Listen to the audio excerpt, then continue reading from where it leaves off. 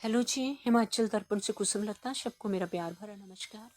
मेरा इस वीडियो बनाने का मेन पर्पस है कि क्यों लोग जो रिश्तेदार हैं वो तंग करते हैं। ये मैं ब्लॉग बनाने जा रही हूँ, मेरा अपना ही समझ लीजिए। पहले मैं छुपाना चाह रही थी, अब नहीं छुपाऊंगी। मेरी मैरिज हुई, मैंने मैरिज से 3 दिन पहले मना कर दिया था। मेरे हस्बैंड और उनकी भाभी आई कि इसने रिश्ता तोड़ा है, हम इसकी जॉब छुड़वा देंगे। अब वो एक एज ऐसी होती है 26-27 साल की कि इंसान को कुछ पता नहीं होता। मैं डर गई कि शायद मेरे जॉब प्लेस पे जाएंगे और पुलिस लेके मेरी जॉब छुड़ा देंगे। मैंने हाँ कर दी। आज मेरी मैरिज को 39 साल होने वाले हैं। मैंने एक दिन भी सुख की चैन नहीं ली। जॉब में तो जैसे जैसे टाइम पास हो गया। मैं एमएससी गोल्ड मेडलिस्ट हूँ और कमीशन की मैं टॉपर हूँ ऑल इंडिया। ब्रेन बहुत शार्प है। हर चीज में क्रिटिसाइज किया मेरे in-laws ने। हर चीज में मैं रोना शुरू करूंगी। मैंने सब कुछ सहा। मेरे को गंद बोला गया, मैं सुनती रही। पर अब हम पालमपुर मकान बनाने जा रहे थे। जमीन मुश्तरके की है। बड़ा जेठ को भी बोला मैंने, जेठानी को बोला कि जमीन को बांट लीजिए, जब अपनी अपनी होगी तो ठीक होगी। जमीन मुश्तरके की थी। मेरे देवर ने हमारे मकान का पानी रोक दिया हुआ है। मेरे हस्बैंड ने कोई स्टैंड नहीं लिया।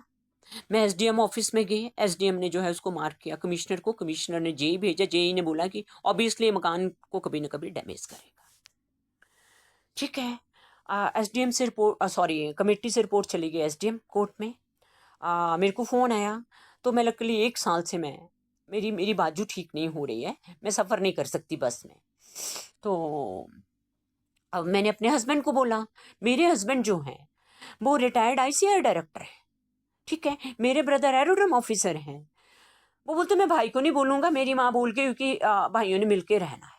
अरे माँ तो जब मरी थी तब तो आपको अक्ल पे होश भी नहीं थी। ठीक है। तो अब तो आप खुद 70 साल के हो, आपको नहीं पता कि आपका भी बेटा है। आपकी वाइफ ट्रेन के आगे कटने जा रही है, आपका बेटा ट्रेन के आगे कटने जा रहा है, आप कहीं छुप करके बैठ के हुए हैं। आप मेरे ब्रदर को बोलते मैं नहीं बताऊंगा कहाँ पर हो। ठीक है। मेरी बहनों को बताते हैं, बोलते हैं कि मैं नहीं बताऊंगा कहाँ पर हो। हम बोलते हैं कि मकान गिर जाएगा तो कहते तो क्या हो गया, मैं रहूंगा, आपने नहीं आना। ये भी बोलते हैं कि गंदे लोग हैं, मेरे भाई ने गलत किया, पर मैं भाई को बोलूंगा नहीं क्योंकि मैं लड़ नहीं सकता। हमने बोला आपने लड़ना नहीं है, आपने नहीं लड़ना, हमने बोलना है। तो ये बोलते भाई ने इनको ब्लॉक किया हुआ, इन्होंने मेरे को ब्लॉक कर दिया। और बोलते कि मैं ना घर में आऊंगा। ठीक है, मैं नहीं आऊंगा घर में, मैं वृद्ध आश्रम में रह लूंगा, मैं भाई को नहीं बोलूंगा, और मैं मकान में रह लूंगा, मकान गिर जाएगा तो मैं उसमें मरूंगा। अब आप ही बताइए सारे लोग कि क्या मेरे हस्बैंड अगर मर जाएंगे तो क्या मेरे को खुशी होगी।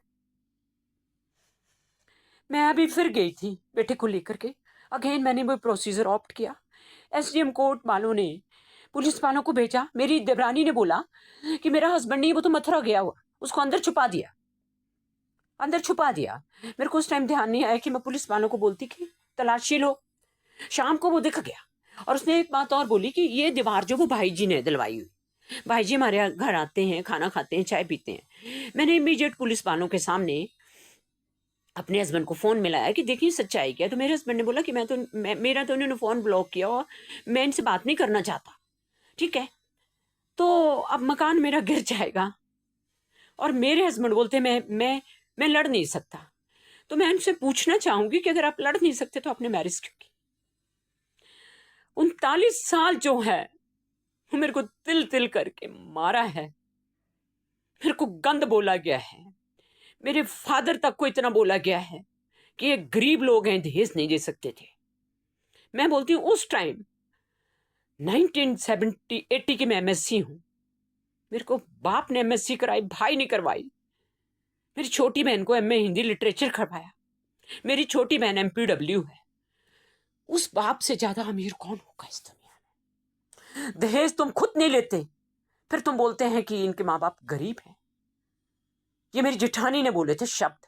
जब मैरिज हो रही थी तो सबने बोला कि सतीश ने दहेज नहीं आया था, तो मेरी जेठानी की ये वर्डिंग थी। मेरे हस्बैंड सुनते रहे पीछे।